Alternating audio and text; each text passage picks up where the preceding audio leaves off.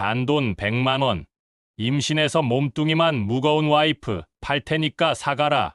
술에 취한 남자의 목소리가 거실에 울려 퍼졌습니다. 막말로 노래방 도우미라도 뛰어서 돈 좀 벌어오면 좋겠다니까. 돈 너무 많이 나가. 소파에 비스듬히 누운 채 맥주캔을 흔들던 그 남자는 자기 앞에 앉은 후배를 보며 웃고 있었습니다. 임신 7개월의 배를 안고 주방에 서 있던 여자는 그 말을 듣는 순간 손에 들고 있던 국자를 떨어뜨릴 뻔했습니다. 농담이겠지. 그렇게 생각하려 했습니다. 하지만 남편의 눈빛은 진지했습니다. 형, 그게 무슨 말씀이세요? 후배가 당황한 표정으로 물었습니다. 말 그대로야. 100만 원 지금 당장 줄 수 있으면 데려가. 데리고 있기 버겁다. 순간의 정적. 그리고 후배는 예상치 못한 대답을 했습니다. 좋아요. 지금 바로 송금할게요. 휴대폰을 꺼낸 후배의 손가락이 화면을 몇 번 터치하더니 알림음이 울렸습니다. 송금 완료. 100만 원. 남편은 순간 당황한 표를 지었지만 곧 휴대폰을 확인하고는 헛웃음을 지었습니다. 야, 너 진짜 미쳤냐? 아니요, 형이 먼저 제안하셨잖아요. 후배는 일어서서 주방에 서 있던 여자를 향해 고개를 돌렸습니다. 누나, 가시죠. 여자는 아무 말 없이 조용히 앞치마를 벗었습니다. 그리고 현관문을 열고 나갔습니다. 뒤에서 남편의 목소리가 들려왔지만 여자는 뒤돌아보지 않았습니다. 이 황당한 거래의 시작, 그리고 그 뒤에 숨겨진 아무도 예상하지 못한 반전의 이야기. 대체 이 여자에게 무슨 일이 있었던 걸까요? 그리고 이 거래는 정말 단순한 농담이었을까요? 이 놀라운 이야기가 궁금하시다면 잠시 구독 버튼을 눌러주세요. 평범해 보이는 사람들의 숨겨진 이야기를 매일 전해드립니다. 세라는 배를 부여잡고 복지센터 계단을 천천히 내려왔습니다. 임신 7개월. 배가 불러올수록 몸은 무거워졌고 퇴근길은 갈수록 고됐습니다. 선생님, 오늘도 고생 많으셨어요. 뒤에서 동료의 밝은 목소리가 들렸습니다. 세라는 억지로 미소를 지으며 손을 흔들었습니다. 복지센터에서의 그녀는 누구보다 따뜻하고 헌신적인 사람이었습니다. 선생님 덕분에 제가 살았어요. 정말 감사합니다. 오늘도 한 어르신이 그녀의 손을 꽉 잡고 눈물을 글썽였습니다. 세라는 그 손을 다시 한번 감싸며 말했습니다. 괜찮으세요? 언제든 연락하세요. 하지만 그 따뜻한 미소는 집 앞 골목에 들어서는 순간 사라졌습니다. 현관문을 열자 익숙한 냄새가 코를 찔렀습니다. 술과 담배, 그리고 묵은 음식 냄새. 거실 소파에는 남편 기태가 누워 있었습니다. 게임기 컨트롤러를 손에 쥔 채 TV 화면만 멍하니 바라보고 있었습니다. 왔어? 기태는 고개도 돌리지 않고 말했습니다. 세라는 대답 대신 조용히 부엌으로 들어갔습니다. 냉장고를 열었습니다.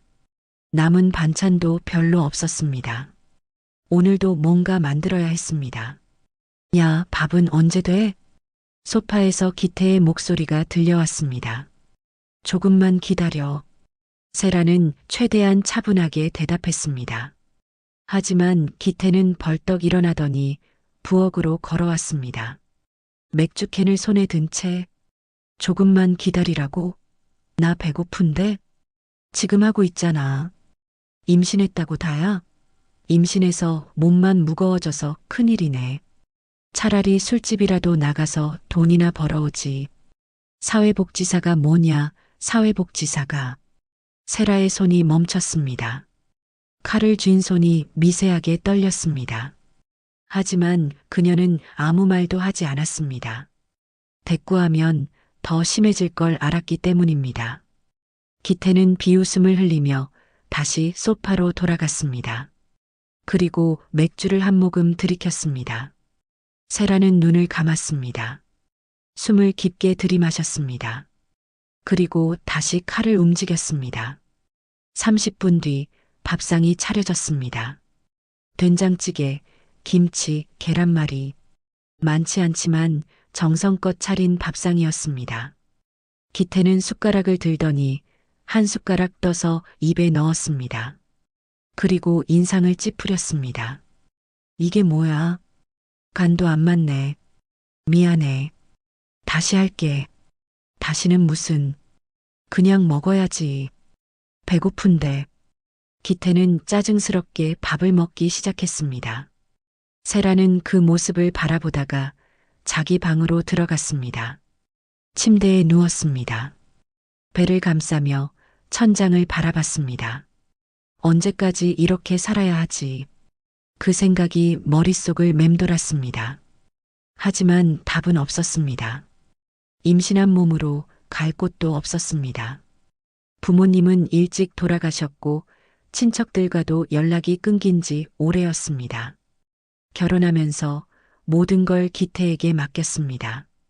그게 실수였다는 걸 이제야 깨달았습니다.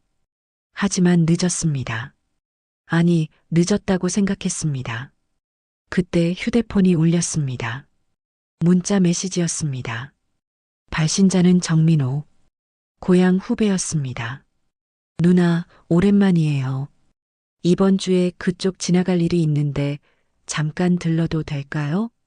세라는 잠시 망설이다가 답장을 보냈습니다. 그래, 들러. 밥 먹고 가. 민호는 착한 후배였습니다. 고향에서 함께 자랐고 세라를 친누나처럼 따랐습니다. 결혼 전까지는 자주 연락했지만 결혼 후로는 뜸해졌습니다. 기태가 싫어했기 때문입니다. 남자 후배가 왜 집에 와? 보기 안 좋아. 그 한마디에 세라는 민호와의 연락을 끊었습니다. 하지만 이번엔 거절하고 싶지 않았습니다. 누군가와 이야기하고 싶었습니다. 그저 평범한 대화라도. 거실에서 기태의 코 고는 소리가 들려왔습니다. 세라는 배를 쓰다듬으며 작게 속삭였습니다. 조금만 참자. 조금만. 하지만 그 조금이 얼마나 오래 지속될지는 아무도 몰랐습니다. 그리고 며칠 뒤 민호가 찾아오는 날, 모든 것이 바뀌기 시작했습니다. 목요일 저녁, 민호가 찾아온 날이었습니다. 세라는 아침부터 조심스럽게 집안을 정리했습니다. 기태는 소파에 누운 채 TV만 보고 있었습니다. 오늘 후배 온다고 했지? 응. 저녁 먹고 갈 거야. 남자 후배? 기태의 목소리에 날이 서 있었습니다. 어릴 때부터 알던 앤데. 동생 같은 애야. 흥? 뭐 어쩌라고. 기태는 다시 TV에 시선을 고정했습니다. 세라는 한숨을 참으며 부엌으로 들어갔습니다. 저녁 6시. 초인종이 울렸습니다. 누나. 밝은 목소리와 함께 민호가 현관에 섰습니다. 손에는 과일 바구니를 들고 있었습니다. 어머, 이런 거 안 가져와도 되는데. 누나가 임신하셨다고 들었어요. 몸조리 잘하셔야죠. 민호는 여전히 따뜻한 미소를 지었습니다. 세라는 그 미소를 보며 마음 한구석이 따뜻해지는 걸 느꼈습니다. 오랜만에 느껴보는 감정이었습니다. 거실로 안내하자 기태가 소파에서 일어났습니다. 오, 왔어? 형부, 오랜만입니다. 민호가 공손하게 인사했습니다. 기태는 대충 고개만 끄덕이고 다시 앉았습니다. 앉아. 밥곧 될 거야. 세라는 민호를 자리에 앉히고 다시 부엌으로 들어갔습니다. 30분 뒤 밥상이 차려졌습니다. 김치찌개, 제육볶음, 나물 몇 가지. 세라가 정성껏 준비한 음식이었습니다. 우와, 누나. 이거 다 만드셨어요? 응. 많이 먹어. 민호는 감격한 표정으로 숟가락을 들었습니다. 하지만 기태는 찌개를 한 숟가락 뜨더니 인상을 찌푸렸습니다. 이게 뭐야? 맵기만 하네. 미안해. 내가 고춧가루를 좀 많이 넣었나 봐. 제 입엔 딱 좋은데요. 정말 맛있어요, 누나. 민호가 재빨리 말했습니다. 기태는 민호를 힐끗 쳐다보더니 맥주캔을 따서 마셨습니다. 식사는 어색한 침묵 속에서 진행됐습니다. 민호는 밝게 이야기를 꺼내려 했지만 기태의 냉랭한 반응에 점점 말이 줄어들었습니다. 형부, 요즘 어떻게 지내세요? 뭐 그냥 별일 없지. 일은 잘 되세요? 일? 일이 뭐가 있어. 요즘 경기가 안 좋아서. 기태는 비웃듯 말하며 맥주를 또 한 모금 마셨습니다. 민호는 더 이상 묻지 않았습니다. 식사가 끝나고 세라가 설거지를 하는 동안 민호와 기태는 거실에 앉아 있었습니다. 기태는 계속 맥주를 마셨습니다. 이미 5캔째였습니다. 야, 민호야. 네, 형. 너 카페 한다며? 장사 잘 돼? 그냥 그렇게 벌어먹고 살 정도예요. 돈 좀 있겠네. 민호는 뭔가 불편한 느낌이 들었지만 그냥 웃으며 넘어갔습니다. 형, 술 좀 그만 드세요. 누나가 임신 중이잖아요. 임신? 임신했다고 뭐가 달라져? 오히려 더 힘들어. 돈은 안 벌어오지, 집안일은 제대로 못하지. 세라는 부엌에서 그 말을 듣고 설거지하던 손을 멈췄습니다. 가슴이 철렁 내려앉았습니다. 형, 그런 말씀하시면 안 되죠. 왜? 사실이잖아. 사회복지사가 뭐냐고. 남 도와주느라 정작 집안은 엉망이야. 기태의 목소리가 점점 커졌습니다. 민호는 불편한 표정으로 자리에서 일어나려 했습니다. 형, 저 그만 가볼게요. 야, 잠깐만. 내가 좋은 제안 하나 할게. 기태가 비틀거리며 일어났습니다. 그리고 민호를 똑바로 쳐다봤습니다. 야, 내 마누라 살래? 순간 공기가 얼어붙었습니다. 민호는 무슨 말인지 이해하지 못한 표호로 기태를 바라봤습니다. 형, 그게 무슨 100만 원에 팔게. 어때? 싸지? 기태는 웃으며 말했습니다. 농담처럼. 하지만 그 눈빛은 진지했습니다. 부엌에서 세라는 그 말을 듣는 순간 숨이 멎는 것 같았습니다. 손에 들고 있던 그릇이 바닥에 떨어져 깨졌습니다. 하지만 아무도 신경 쓰지 않았습니다. 민호는 기태를 똑바로 쳐다봤습니다. 그리고 천천히 입을 열었습니다. 좋아요. 뭐? 지금 바로 송금할게요. 민호는 주머니에서 휴대폰을 꺼냈습니다. 그리고 화면을 몇 번 터치했습니다. 10초 뒤, 띵. 기태의 휴대폰에서 알림음이 울렸습니다. 문자 메시지. 100만 원이 입금되었습니다. 기태는 순간 당황한 표정을 지었습니다. 야, 너 진짜 미쳤나? 아니요. 형이 먼저 제안하셨잖아요. 그리고 형은 방금 누나를 100만 원에 판다고 하셨어요. 저는 그 제안을 받아들인 겁니다.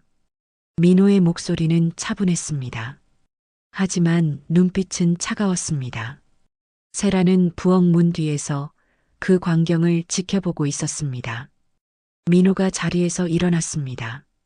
그리고 부엌으로 고개를 돌렸습니다. 누나 가시죠. 세라는 망설였습니다. 하지만 단 1초, 그녀는 앞치마를 벗었습니다. 가방을 들었습니다. 그리고 민호를 따라 현관으로 걸어갔습니다. 야야, 너 어디가? 기태가 뒤에서 소리쳤습니다. 하지만 세라는 뒤돌아보지 않았습니다. 현관문이 닫혔습니다. 그리고 그 문 너머 이웃집에서 한 여자가 모든 걸 듣고 있었습니다. 노미경. 그녀는 벽에 귀를 대고 방금 전 대화를 모두 녹음하고 있었습니다. 이건 증거로 남겨야겠어. 미경은 녹음 파일을 저장하며 작게 중얼거렸습니다. 그날 밤 세라는 민호의 차를 타고 그의 카페로 향했습니다. 창밖을 보며 눈물이 흘러내렸습니다. 하지만 그건 슬픔의 눈물이 아니었습니다. 해방의 눈물이었습니다. 민호의 카페는 조용했습니다. 밤 10시가 넘어 손님은 모두 떠난 뒤였습니다. 세라는 창가 자리에 앉아 따뜻한 차를 손에 쥐고 있었습니다. 하지만 한 모금도 마시지 못했습니다. 민호는 맞은편에 앉아 세라를 조용히 바라봤습니다. 누나, 괜찮으세요? 세라는 고개를 들었습니다. 눈가가 빨갛게 부어 있었습니다. 응, 괜찮아. 하지만 그 목소리는 떨리고 있었습니다. 민호는 한숨을 쉬었습니다. 누나, 저한테 솔직하게 말씀해 주세요. 형부가 원래 저렇게 심했어요? 세라는 입술을 깨물었습니다. 말을 꺼내기가 두려웠습니다. 하지만 더 이상 숨길 수도 없었습니다. 결혼하고 1년쯤 지났을 때부터였어. 세라의 목소리가 조금씩 흘러나왔습니다. 처음엔 그냥 짜증을 내는 정도였어. 일이 안 풀린다고, 돈이 없다고. 그러다가 술을 마시기 시작했고, 술만 마시면 욕을 했어. 처음엔 참았어. 힘든 시기니까 지나가겠지 싶었어. 민호는 아무 말 없이 들었습니다. 근데 점점 심해졌어. 일도 그만뒀고 집에만 있으면서 게임만 했어. 돈은 내가 벌어오는데 그마저도 부족하다고 했어. 임신한 걸 알았을 때는 정말 기뻤어. 아이가 생기면 달라질 거라고 생각했거든. 세라는 눈물을 닦았습니다. 근데 더 심해졌어. 임신했다고 돈만 처먹는다고 몸만 무거워졌다고 매일 그런 말을 들었어. 나도 사람인데 그런 말 들으면 얼마나 아픈지. 목소리가 끊겼습니다. 민호는 주먹을 꽉 쥐었습니다. 누나, 그건 가정사가 아니에요. 범죄예요. 뭐? 폭언도 범죄예요. 게다가 오늘은 누나를 돈으로 거래했잖아요. 그건 명백한 인격 모독이고 증거만 있으면 법적으로 대응할 수 있어요. 세라는 고개를 저었습니다. 무슨 증거가 있겠어. 그냥 참고 살아야지. 안 돼요. 민호의 목소리가 단호했습니다. 누나, 이대로 참고 사시면 안 돼요. 아기도 있잖아요. 그 환경에서 아이를 키울 수 없어요. 세라는 배를 쓰다듬었습니다. 뱃속에서 아기가 움직이는 게 느껴졌습니다. 그래도 갈 곳이 없어. 제가 도와드릴게요. 민호는 휴대폰을 꺼냈습니다. 제 누나가 변호사예요. 인권 전문 변호사거든요. 한번 상담받아 보세요. 무료로 해줄 거예요. 변호사? 네. 이런 케이스 많이 다뤘어요. 누나 감정으로 싸우지 말고 증거로 움직이면 돼요. 민호는 누나에게 바로 연락했습니다. 전화벨이 2번 울리고 목소리가 들려왔습니다. 민호야, 이 밤에 왜? 누나, 급한 일이야. 지금 상담 좀 부탁해도 돼? 무슨 일인데? 내 친구가. 아니, 내가 아는 분이 가정폭력 피해를 받고 있어. 지금 당장 도움이 필요해. 전화 너머로 잠시 침묵이 흘렀습니다. 그리고 곧 다온의 목소리가 들렸습니다. 주소 보내. 지금 갈게. 30분 뒤 카페 문이 열렸습니다.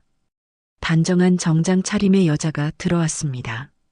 민호보다 몇 살 위로 보이는 날카로운 인상의 여자였습니다. 민호야, 누나 왔어? 다온은 세라를 보며 고개를 끄덕였습니다. 안녕하세요. 변호사 정다온입니다. 안녕하세요. 전세라예요. 다온은 자리에 앉으며 노트북을 꺼냈습니다. 시간이 없으니 바로 시작할게요. 지금까지 어떤 일이 있었는지 말씀해 주세요. 세라는 떨리는 목소리로 지금까지의 일을 설명했습니다. 폭언, 무시, 임신 중에도 계속된 학대, 그리고 오늘 있었던 100만 원 거래. 다온은 노트북에 빠르게 메모하며 들었습니다. 증거가 있나요? 증거요? 녹음 파일, 문자 메시지, 이체 내역, 뭐든 좋아요. 세라는 고개를 저었습니다. 아무것도 없어요. 다온은 잠시 생각하더니 세라를 똑바로 쳐다봤습니다. 그럼 지금부터 만들어야 해요. 네. 세라 씨, 감정으로 싸우면 져요. 법은 증거로 움직여요. 지금부터 남편의 폭언을 녹음하고 문자를 캡처하고 모든 걸 기록하세요. 하지만 무서우시죠? 알아요. 그래도 해야 해요. 아니면 평생 그렇게 살아야 해요. 다온의 목소리는 차가웠지만 그 안에는 진심이 담겨 있었습니다. 세라는 배를 감싸며 고개를 숙였습니다. 할 수 있을까요? 할 수 있어요. 제가 도와드릴게요. 그리고 민호도 있잖아요. 민호가 세라의 손을 꽉 잡았습니다. 누나, 혼자가 아니에요. 우리가 함께 할게요. 세라는 눈물을 닦았습니다. 그리고 천천히 고개를 끄덕였습니다. 할게요. 더 이상 참고 살 수 없어요. 다온은 미소를 지었습니다. 좋아요. 그럼 지금부터 계획을 세워볼까요? 다온은 노트북 화면을 세라 쪽으로 돌렸습니다. 첫째, 녹음. 남편이 폭언할 때마다 휴대폰으로 녹음하세요. 몰래요. 둘째, 문자. 모욕적인 문자가 오면 절대 지우지 말고 캡처하세요. 셋째, 이체 내역. 오늘 100만 원 거래 내역은 민호 씨가 갖고 있죠? 민호가 고개를 끄덕였습니다. 넷째, 증인. 이웃이나 지인 중에 남편의 행동을 목격한 사람이 있나요? 세라는 잠시 생각하다가 말했습니다. 옆집 아주머니. 미경 씨가 있어요. 벽이 얇아서 다 들렸을 거예요. 좋아요. 나중에 증언을 부탁해 보세요. 다온은 노트북을 닫으며 말했습니다. 세라 씨, 이 과정이 쉽지 않을 거예요. 하지만 끝까지 참으세요. 스스로 무너지게 만들어야 해요. 그래야 법이 당신 편이 돼요. 세라는 다온을 똑바로 쳐다봤습니다. 그리고 처음으로 단단한 눈빛을 보였습니다. 알겠습니다. 제가 해볼게요. 그날 밤, 세라는 민호의 도움으로 근처 모텔에 짐을 풀었습니다. 침대에 누워 천장을 바라봤습니다. 뱃속의 아기가 다시 움직였습니다. 세라는 배를 쓰다듬으며 속삭였습니다. 이제 끝이야. 엄마가 지켜줄게. 휴대폰을 켰습니다. 메모장에 적었습니다. 녹음기, 문자 캡처, 이체 내역, 증거부터 모으자. 그리고 펜을 꽉 쥐었습니다. 이제 싸울 준비가 됐습니다. 다음 날 아침, 세라는 다시 집으로 돌아갔습니다. 현관문을 열자 집안은 엉망이었습니다. 맥주캔이 바닥에 굴러다니고 담배 냄새가 진동했습니다. 기태는 소파에서 자고 있었습니다. 세라는 조용히 가방을 내려놓고 부엌으로 갔습니다. 그리고 휴대폰을 꺼냈습니다. 녹음 앱을 실행했습니다. 주머니에 넣었습니다. 준비는 끝났습니다. 아, 기태가 일어나며 소리쳤습니다. 어디 갔다 이제 와? 세라는 침착하게 대답했습니다. 친구 집에 있었어. 친구? 어떤 친구? 복지센터 동료. 기태는 비웃었습니다. 아, 동료. 어제 그 새끼랑 같이 있었던 거 아니야? 아니야. 거짓말하지 마. 내가 바보로 보여? 기태가 다가왔습니다. 세라는 한 발 뒤로 물러났습니다. 정말 아니야. 임신한 주제에 밖에서 자고 다니고 부끄러운 줄 알아야지. 기태의 목소리가 점점 커졌습니다. 세라는 주머니 속 휴대폰을 확인했습니다. 녹음이 진행 중이었습니다. 돈이나 벌어와. 복지센터에서 받는 월급으로 뭐 하겠어. 나가 죽어라, 진짜. 알았어. 밥 해줄게. 세라는 최대한 차분하게 말하며 부엌으로 들어갔습니다. 기태는 다시 소파에 누웠습니다. 세라는 부엌에서 휴대폰을 꺼냈습니다. 녹음이 완벽하게 저장되어 있었습니다. 임신한 주제에 나가 죽어라. 모두 명확하게 들렸습니다. 첫 번째 증거 확보. 세라는 파일을 클라우드에 백업했습니다. 그리고 다온에게 문자를 보냈습니다. 첫 번째 녹음 완료했습니다. 답장이 바로 왔습니다. 잘하셨어요. 계속 모으세요. 최소 5개 이상 필요해요. 세라는 휴대폰을 주머니에 넣고 다시 요리를 시작했습니다. 며칠 동안 세라는 체계적으로 증거를 모았습니다. 기태가 폭언할 때마다 녹음 버튼을 눌렀습니다. 돈만 처먹는 게 뭐가 대단해. 사회복지사가 뭐냐?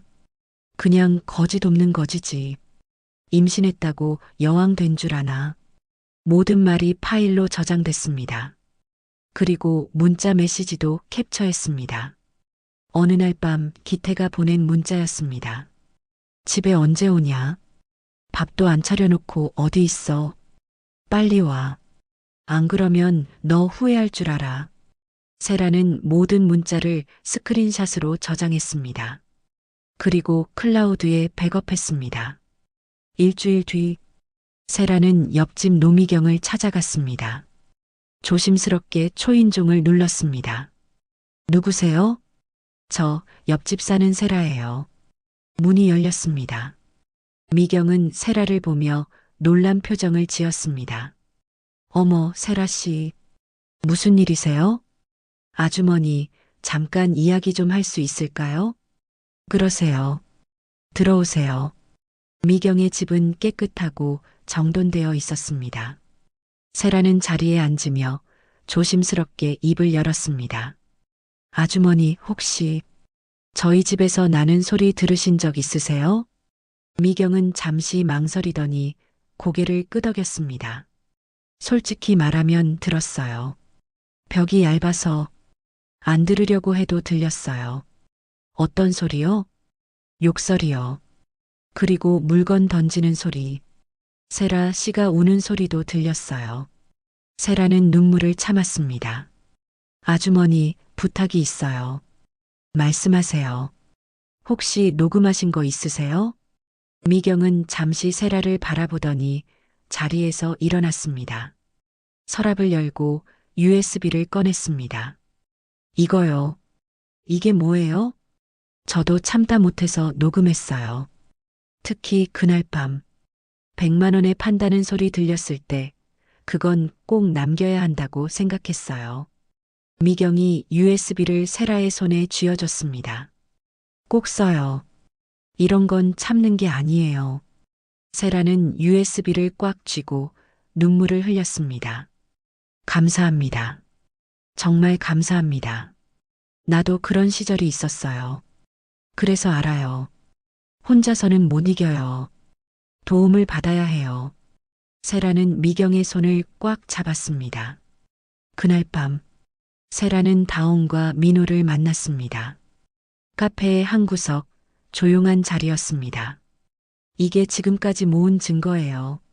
세라는 휴대폰과 USB를 테이블 위에 놓았습니다. 다온은 하나씩 확인하기 시작했습니다.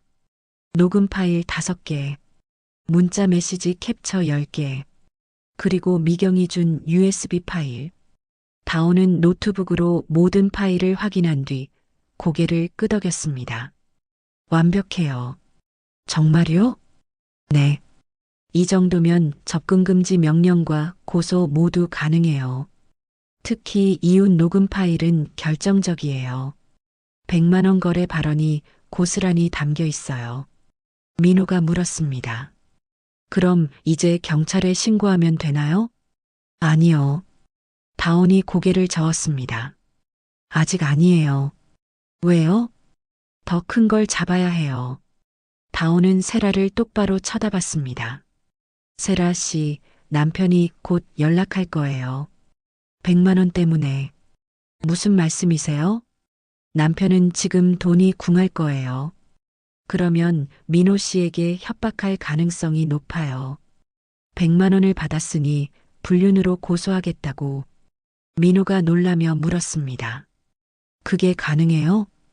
법적으론 불가능해요. 하지만 남편은 모를 거예요. 그리고 그 과정에서 협박 증거를 확보할 수 있어요.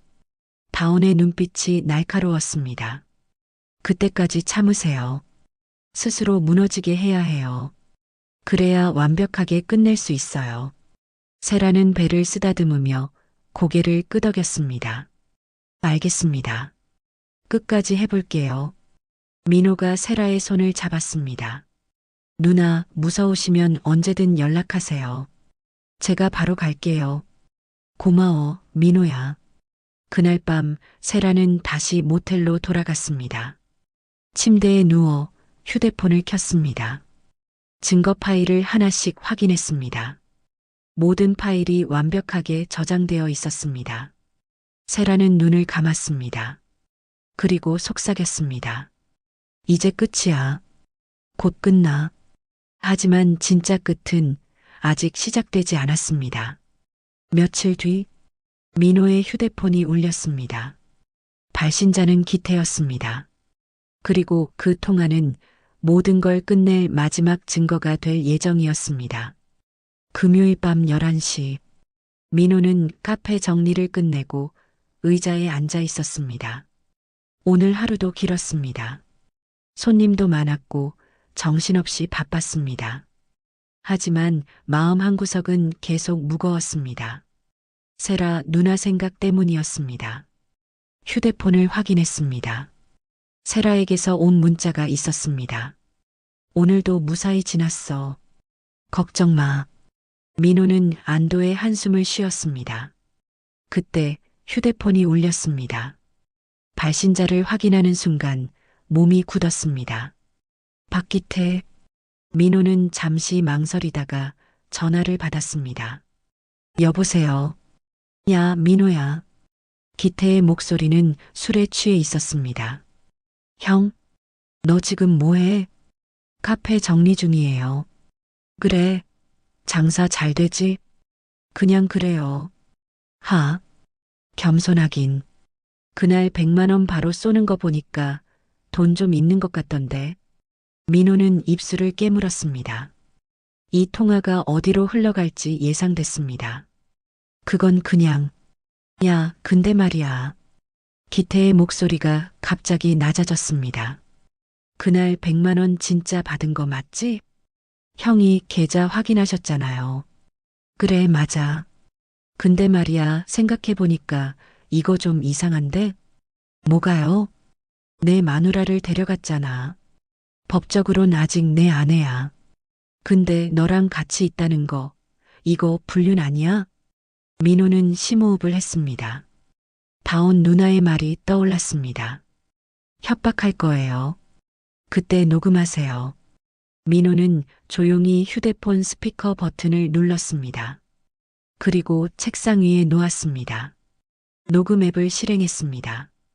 형, 그건 형이 먼저 판 거잖아요. 판 게 아니라 농담이었어. 근데 너는 진짜로 돈을 준 거고 형이 받으셨잖아요. 그건 그렇지. 근데 말이야, 이거 법적으로 따지면 불륜이야. 알지? 불륜으로 고소하면 합의금 꽤 나와. 기태의 목소리에 욕심이 묻어났습니다. 한 1,000만 원쯤은 되겠지? 나도 돈 좀 만져야겠어. 요즘 팍팍하거든. 민호는 주먹을 꽉 쥐었습니다. 하지만 목소리는 차분하게 유지했습니다. 형, 그게 무슨 말씀이세요? 무슨 말이긴. 돈 내놓으라는 소리야. 안 그러면 고소할 거야. 경찰서 가서 불륜이라고 신고하면 너 끝이야. 형, 저는 누나한테 아무것도 안 했어요. 누가 믿어?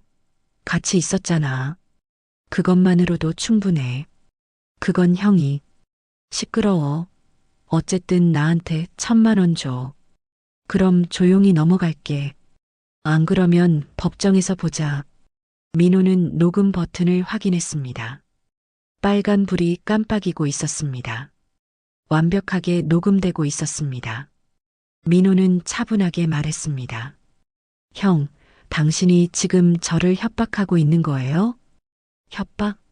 이게 협박으로 들려? 그냥 합의하자는 거지. 형, 당신이 누나를 100만 원에 판 겁니다. 그건 형이 먼저 제안했고 저는 그 제안을 받아들인 거예요. 그게 불륜이 될 수 없어요.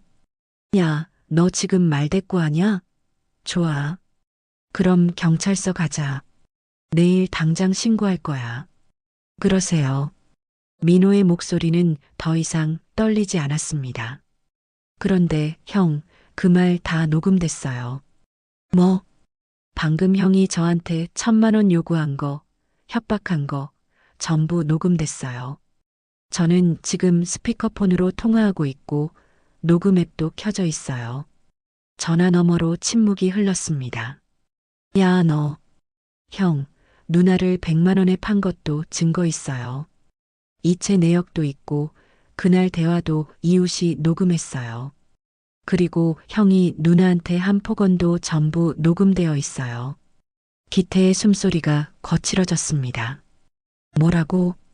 형은 지금 협박죄로 고소당할 수 있어요. 게다가 배우자 학대, 모욕죄도 추가될 거예요. 야, 이 새끼가. 욕설도 녹음되고 있어요. 계속하시겠어요? 기태는 아무 말도 하지 못했습니다. 민호는 천천히 말을 이었습니다. 형, 저는 누나를 도와줄 거예요. 법적으로요. 변호사도 준비되어 있어요.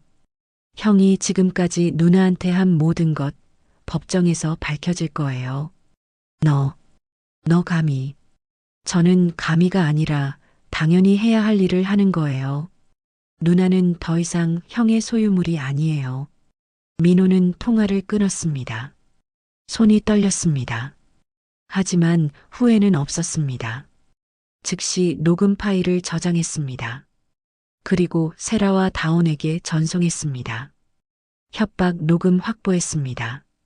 3분 뒤 다온에게서 전화가 왔습니다. 민호야, 완벽해.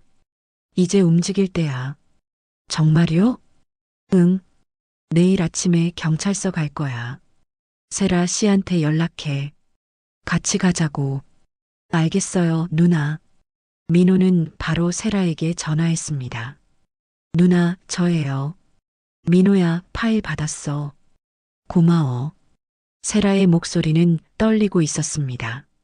하지만 그 안에는 희망이 담겨 있었습니다. 누나, 내일 아침에 경찰서 가요. 다온 누나가 같이 간대요.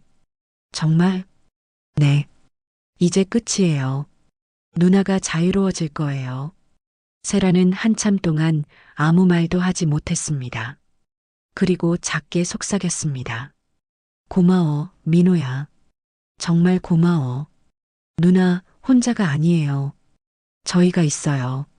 통화를 끝낸 뒤 민호는 창밖을 바라봤습니다. 밤하늘에 별이 빛나고 있었습니다. 내일이면 모든 게 끝날 것입니다. 그날 밤 세라는 침대에 누워 배를 쓰다듬었습니다. 곧 끝나. 조금만 더 참자. 휴대폰에서 녹음 파일을 재생했습니다. 기태의 협박 음성이 또렷하게 들렸습니다. 1,000만 원 줘. 안 그러면 고소할 거야. 세라는 눈을 감았습니다. 눈물이 흘러내렸습니다. 하지만 이번엔 슬픔의 눈물이 아니었습니다. 해방의 눈물이었습니다. 이젠 끝이야.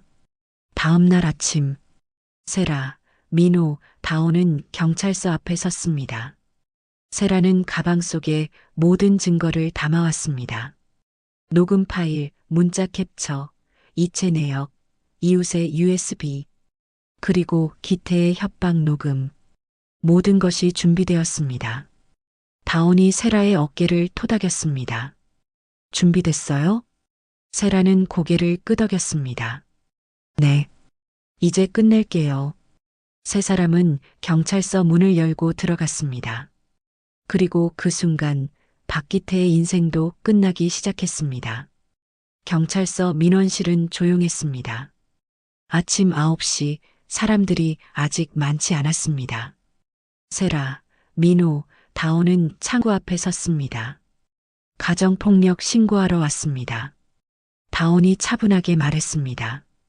담당 직원이 서류를 꺼냈습니다.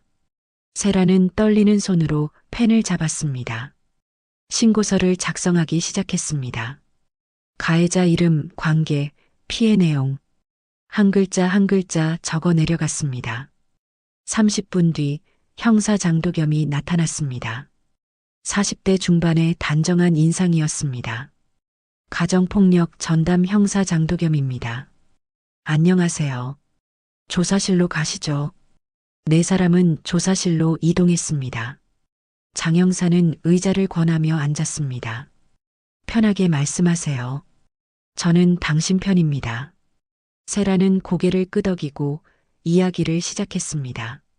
결혼 후의 삶, 기태의 폭언, 임신 중에도 계속된 학대, 그리고 100만 원 거래 사건까지 모든 걸 털어놓았습니다. 장 형사는 꼼꼼하게 메모하며 들었습니다. 증거가 있나요? 다온이 노트북을 꺼냈습니다. 여기 모든 증거가 정리되어 있습니다. 화면에 파일들이 나타났습니다. 녹음 파일 5개. 임신한 주제에 나가 죽어라. 돈만 처먹는다. 기태의 목소리가 또렷하게 들렸습니다. 장 형사의 표정이 굳어졌습니다. 문자 메시지 캡처 10개. 협박성 문자, 모욕적인 문자들이었습니다. 이웃 노미경의 녹음 파일. 100만 원 거래 장면이 고스란히 담겨 있었습니다. 야, 내 마누라 살래? 100만 원에 팔게. 그리고 마지막, 기태의 협박 통화 녹음. 1000만 원 줘. 안 그러면 고소할 거야. 장 형사는 모든 파일을 확인한 뒤 고개를 끄덕였습니다. 이 정도면 충분합니다. 협박죄, 가정폭력, 배우자 모욕 혐의 모두 적용 가능합니다. 그럼 체포할 수 있나요? 세라가 조심스럽게 물었습니다. 네. 증거가 명확하니까요. 오늘 바로 영장 청구하겠습니다. 장 형사는 노트북을 닫으며 말했습니다. 세라 씨 용기 내주셨습니다. 이런 일은 참는 게 아니에요. 세라는 눈물을 닦았습니다. 오후 3시 영장이 발부됐습니다. 장 형사는 2명의 동료와 함께 출동했습니다. 세라의 집 앞 초인종을 눌렀습니다. 누구세요? 기태의 목소리였습니다. 경찰입니다. 문 열어주세요. 잠시 후 문이 열렸습니다. 기태는 헝클어진 머리에 추리닝 차림이었습니다. 무슨 일이세요? 박기태 씨 맞으시죠? 네, 그런데요. 배우자 폭력, 협박 혐의로 체포합니다. 영장 나왔습니다. 장 형사가 영장을 보여줬습니다. 기태의 얼굴이 하얗게 변했습니다. 뭐라고요? 이게 무슨... 조용히 따라오시죠. 아니, 이게 무슨 일이에요? 내가 뭘 잘못했다고... 기태가 소리쳤습니다. 하지만 장 형사는 차분하게 수갑을 꺼냈습니다. 손 내밀어 주세요. 아니, 잠깐만요. 이거 다 조작이에요. 그건 조사받으면서 말씀하시죠. 찰칵. 수갑이 채워졌습니다.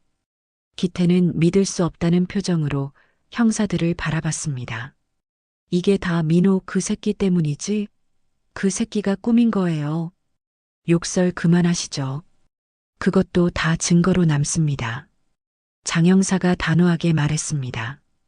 계단을 내려가는 동안 이웃들이 문을 열고 구경했습니다. 노미경도 그중 한 명이었습니다. 그녀는 조용히 고개를 끄덕였습니다.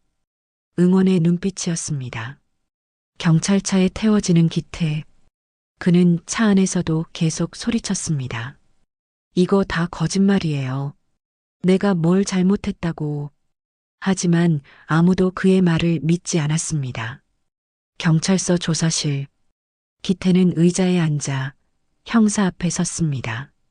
박기태 씨, 당신 목소리 직접 들어보시죠. 장 형사가 녹음 파일을 재생했습니다. 임신한 주제에 돈만 처먹는다. 나가 죽어라. 100만 원에 팔게. 1000만 원 줘. 안 그러면 고소할 거야. 기태의 얼굴이 점점 창백해졌습니다. 이건 당신 목소리 맞죠? 그건 그냥 화가 나서. 화가 나면 배우자를 모욕해도 된다고 생각하세요? 기태는 아무 말도 하지 못했습니다. 그리고 이건 뭡니까? 장 형사가 이체 내역을 보여줬습니다. 100만 원 송금 기록. 이건 농담이었어요. 진짜로 팔 생각은 없었다고요. 돈은 받으셨죠? 그건 그냥. 그리고 이틀 뒤에는 정민호 씨에게 1000만 원을 요구하셨죠. 협박하면서요. 그건 제 아내를 데려갔으니까. 당신이 먼저 판 겁니다. 장 형사의 목소리가 차가웠습니다. 박기태 씨, 증거가 명확합니다. 변명하지 마세요. 기태는 고개를 떨구었습니다. 그제야 현실이 느껴졌습니다. 자신이 정말로 체포된 것입니다. 그날 저녁, 세라는 카페에서 민호, 다온과 함께 있었습니다. 장 형사에게서 전화가 왔습니다. 세라 씨, 남편분 구속영장 청구했습니다. 내일 영장실질 심사 받을 겁니다. 감사합니다. 세라는 전화를 끊고 눈물을 흘렸습니다. 하지만 이번엔 웃고 있었습니다. 끝났어. 정말 끝났어. 민호가 세라의 어깨를 토닥였습니다. 누나 잘하셨어요. 다온도 미소를 지었습니다. 이제 법정만 남았어요. 그것도 잘 끝낼 수 있을 거예요. 세라는 배를 쓰다듬었습니다. 아기가 뱃속에서 움직였습니다. 우리 아기, 이제 안전해. 엄마가 지켜냈어. 창밖으로 석양이 지고 있었습니다. 긴 하루가 끝나가고 있었습니다. 하지만 세라에게는 새로운 시작이었습니다. 복도 끝에서 세라는 잠시 멈춰섰습니다. 그리고 조용히 그 모든 순간을 떠올렸습니다. 눈물 한 방울이 떨어졌지만 표정은 단단했습니다. 이제 진짜 자유야. 다음은 법정이었습니다. 그곳에서 모든 진실이 밝혀질 것입니다. 한 달 뒤, 법정. 세라는 방청석에 앉아 있었습니다. 배가 더 불러왔습니다. 임신 8개월. 민호가 옆에서 세라의 손을 꽉 잡았습니다. 누나, 괜찮아요? 응, 괜찮아. 법정 문이 열렸습니다. 기태가 들어왔습니다. 교도관 2명이 양옆을 지키고 있었습니다. 한 달간의 구치소 생활로 얼굴이 수척해졌습니다. 기태는 방청석을 둘러보다가 세라와 눈이 마주쳤습니다. 세라는 눈을 돌리지 않고 그를 똑바로 바라봤습니다. 기태가 먼저 고개를 숙였습니다. 모두 일어서 주십시오. 판사가 입장했습니다. 중년의 여성 판사였습니다. 착석하십시오. 사건 시작하겠습니다. 검사가 일어섰습니다.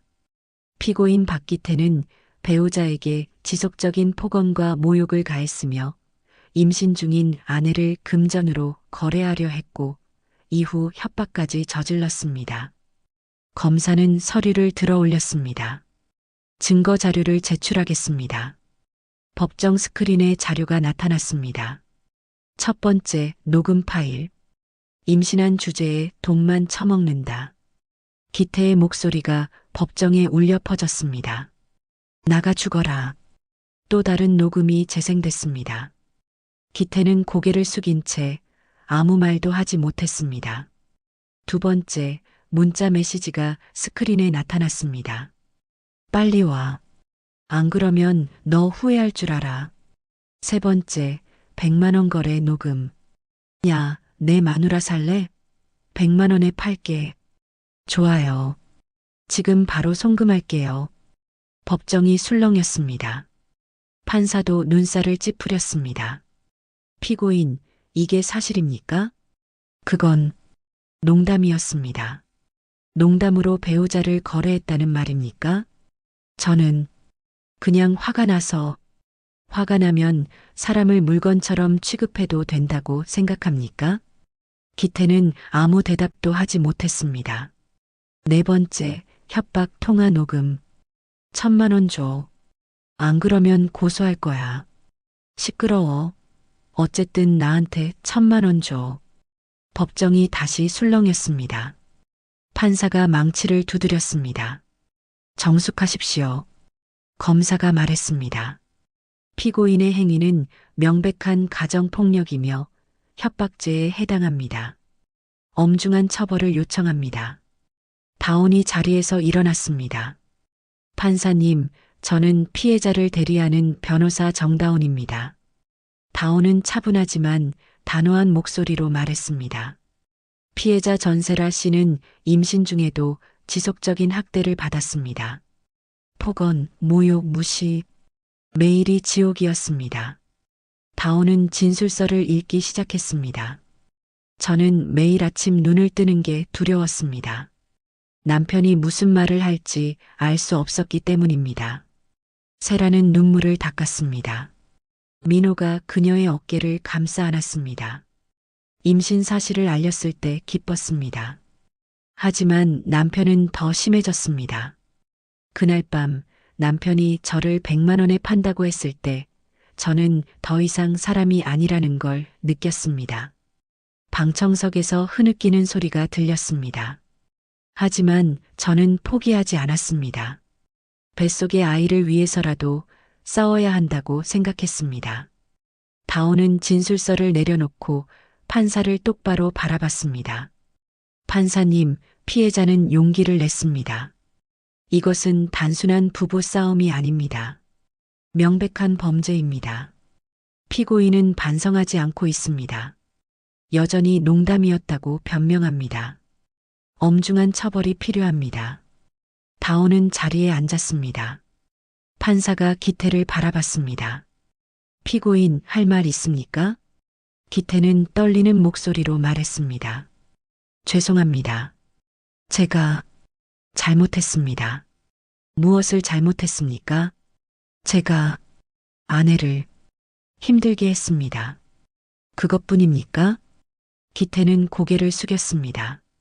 더 이상 할 말이 없었습니다. 판사는 서류를 정리하며 말했습니다. 증거가 명확하고 피고인도 사실관계를 인정했습니다. 선고는 일주일 후에 하겠습니다. 판사가 망치를 두드렸습니다. 법정을 나서는 세라. 다온이 다가왔습니다. 세라 씨, 잘하셨어요. 이제 거의 끝났어요. 세라는 배를 쓰다듬으며 창밖을 바라봤습니다.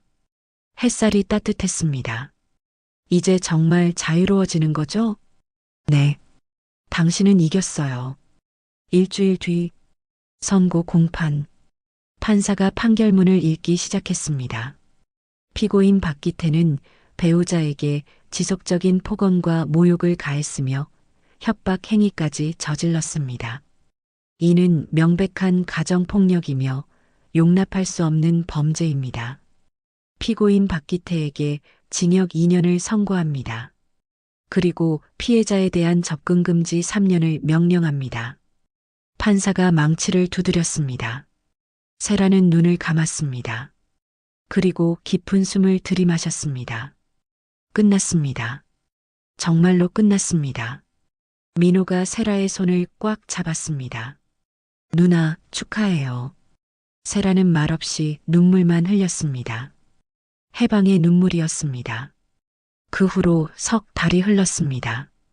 재판은 끝났고 아이는 무사히 태어났습니다. 봄, 복지센터 앞. 세라는 유모차를 밀며 천천히 걸었습니다. 유모차 안에는 갓 태어난 아기가 평화롭게 자고 있었습니다. 딸이었습니다. 이름은 은서, 은혜로운 서쪽 하늘이라는 뜻이었습니다. 세라 선생님, 복지센터 동료가 반갑게 손을 흔들었습니다. 오랜만이에요. 복귀하시는 거예요? 네. 오늘부터요. 아이고, 아기 정말 예쁘네요. 동료가 유모차를 들여다보며 미소 지었습니다. 엄마 닮아서 예쁘겠어요. 세라는 수줍게 웃었습니다. 감사합니다. 사무실로 들어가는 세라. 책상은 그대로였습니다. 석 달 전 그대로. 하지만 세라는 달라져 있었습니다. 더 이상 두렵지 않았습니다. 더 이상 숨지 않았습니다. 세라 선생님, 오늘 상담 예약이 건 있어요. 동료가 서류를 건넸습니다. 가정폭력 피해자시래요. 상담 요청하셨어요. 세라는 서류를 받아들었습니다. 그리고 조용히 고개를 끄덕였습니다. 알겠습니다. 제가 하겠습니다. 오후 2시 상담실. 젊은 여자가 들어왔습니다. 20대 후반으로 보였습니다. 눈가가 붓고 손목에 멍이 있었습니다. 세라는 그 모습을 보는 순간 과거의 자신이 떠올랐습니다. 앉으세요. 여자는 조심스럽게 자리에 앉았습니다. 편하게 말씀하세요. 여긴 안전한 곳이에요. 세라의 목소리는 따뜻했습니다. 여자는 떨리는 목소리로 말하기 시작했습니다. 저 남편이 매일 때려요. 처음엔 안 그랬는데 결혼하고 나서. 세라는 조용히 고개를 끄덕이며 들었습니다. 술만 마시면 화를 내요. 제가 뭘 잘못했는지도 모르겠어요. 눈물이 흘러내렸습니다. 저는 어떻게 해야 할지 모르겠어요. 갈 곳도 없고. 세라는 여자의 손을 꽉 잡았습니다. 괜찮아요. 혼자가 아니에요. 여자가 세라를 바라봤습니다. 저도 당신과 똑같았어요. 세라가 조용히 말했습니다. 저도 폭언 듣고 무시당하고 임신 중에도 학대받았어요. 갈 곳도 없었고 도와줄 사람도 없다고 생각했어요. 여자의 눈이 커졌습니다. 하지만 용기를 냈어요. 증거를 모았고 신고했고 법정까지 갔어요. 그리고 이겼어요. 세라는 여자의 손을 더 꽉 잡았습니다. 당신도 할 수 있어요. 제가 도와드릴게요. 여자는 눈물을 흘리며 고개를 끄덕였습니다. 정말 할 수 있을까요? 네, 할 수 있어요. 저도 했으니까요. 상담이 끝난 뒤 세라는 창밖을 바라봤습니다. 봄바람이 불어왔습니다. 꽃이 피고 있었습니다. 유모차에서 은서가 눈을 떴습니다. 작은 손을 흔들며 세라를 바라봤습니다. 세라는 아기를 안아 올렸습니다. 은서야, 엄마가 지켜줄게. 너는 행복하게 자랄 거야. 문이 열렸습니다. 민호가 커피 2잔을 들고 들어왔습니다. 누나, 수고하셨어요. 고마워, 민호야. 세라는 커피를 받아 한 모금 마셨습니다. 누나, 오늘 상담 어땠어요? 좋았어. 나랑 비슷한 상황이더라. 도와줄 수 있을 것 같아. 민호는 미소를 지었습니다. 누나는 정말 강해졌어요. 응, 덕분에. 세라는 민호를 바라보며 말했습니다. 민호야, 그날 100만 원 송금하지 않았으면 저는 아직도 그 지옥에서 살고 있었을 거야. 누나가 용기 내셨으니까 가능했어요. 아니야. 내가 먼저 손 내밀었어. 그게 시작이었어. 두 사람은 잠시 침묵했습니다. 은서가 깔깔 웃었습니다.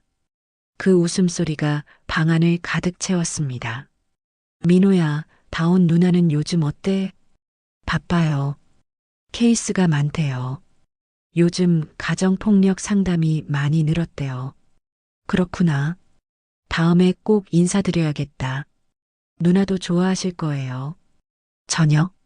세라는 작은 원룸으로 돌아왔습니다. 복지센터에서 연결해준 임대주택이었습니다. 작지만 깨끗했고 무엇보다 안전했습니다. 은서를 재우고 세라는 창가에 앉았습니다. 휴대폰을 켰습니다. 오늘 상담했던 여자에게서 문자가 와 있었습니다.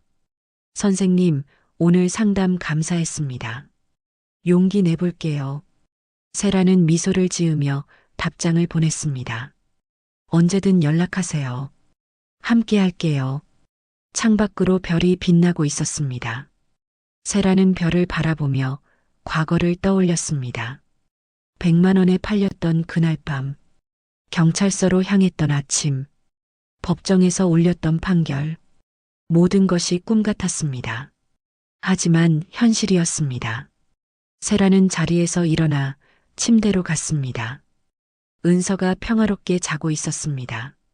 세라는 아기의 이마에 키스했습니다. 은서야, 엄마는 100만 원으로 자유를 샀어. 그리고 그 자유로 이제 다른 사람들을 도울 거야. 세라는 눈을 감았습니다. 그리고 조용히 속삭였습니다. 100만 원으로 산 건 남편이 아니라 내 자존심과 자유였어. 그리고 이제 그 자유로 나 같은 사람들을 지킬 거야. 다음 날 아침, 세라는 다시 복지센터로 향했습니다. 유모차를 밀며 햇살을 받으며 더 이상 두렵지 않았습니다. 더 이상 숨지 않았습니다. 세라는 자유로웠습니다.